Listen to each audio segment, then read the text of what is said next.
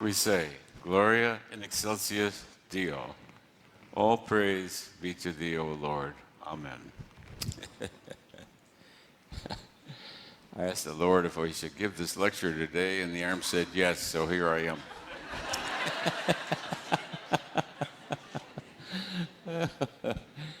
All right, so we're going to cover basic things, and we're going to cover them a little differently. I want things to be so familiar that you know it just due to familiarity. You don't have to think, you don't have to memorize anything, you don't have to learn anything, and the best teacher is familiarity. Everything just becomes second nature, and you don't have to think about it. So going back to the basics, the basic understanding comes from the nature of consciousness itself. So in consciousness, then, all things are known, all things are knowable. Within consciousness, all things are known. Everything can be defined. The reason this is so is because everything that exists or ever existed gives off an energy field. Everything that ever existed or is now existent gives off a specific energy, unique, and trackable through all of time. And this reason for this has to do with the nature of the infinite field of consciousness itself, which is poorly understood, even by organizations that devote themselves to the study of consciousness and then never mention consciousness again. Which is just as well, because not one of them addressed consciousness at all. They all address there's going to be a big conference in London, $40 million or something, and the consciousness will never really be defined accurately.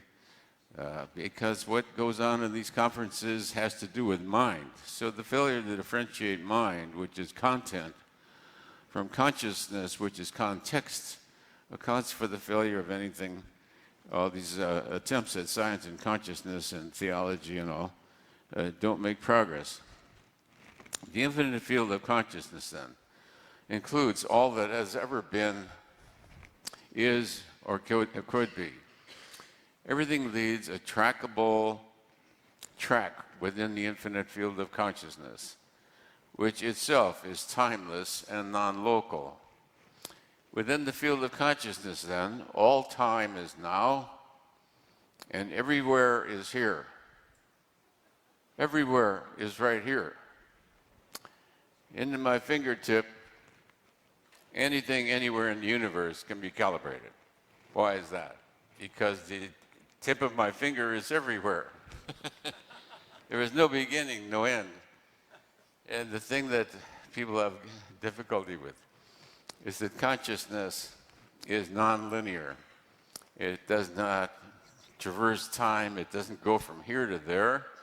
It doesn't start there or end here. It's everywhere present now. What Cleopatra thought,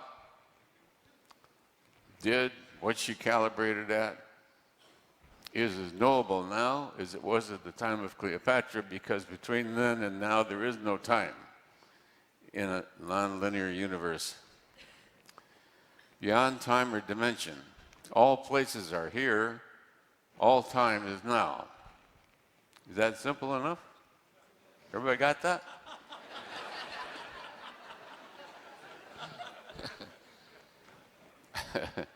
Everywhere is right here, and all time is right now.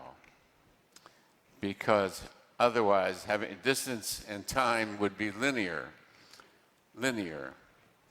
Consciousness is non-linear.